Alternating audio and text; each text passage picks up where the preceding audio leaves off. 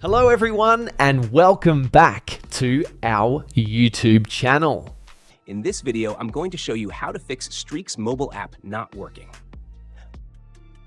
First, we'll start with something very simple, yet powerful.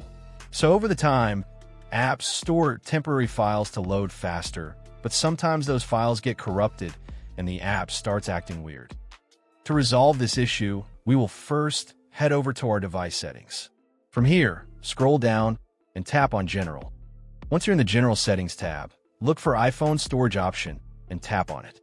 Over here, you can either search for the app or you can scroll down and look for it. Then tap on the app. On the next screen, you need to tap on the Offload app option. A confirmation pop-up will come up. Now tap on the Offload app option here. It'll take a bit for processing, and then a reinstall button will show up. Simply tap on it to reinstall the app. This should resolve the issue, but if it doesn't, then you need to check if the app is running an older version. Head over to App Store.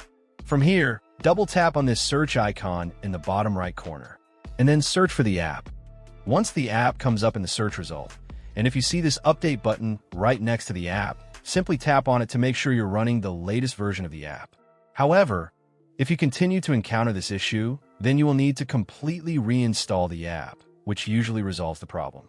Head over to this screen the way we did before. And over here, tap on the Delete App option here to uninstall the app from your device. A confirmation pop-up will come up. Now tap on the Delete option here.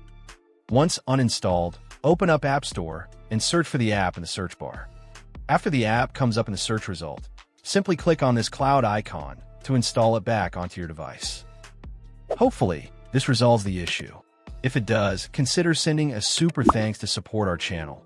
And also don't forget to hit the subscribe button. We'll see you in the next video.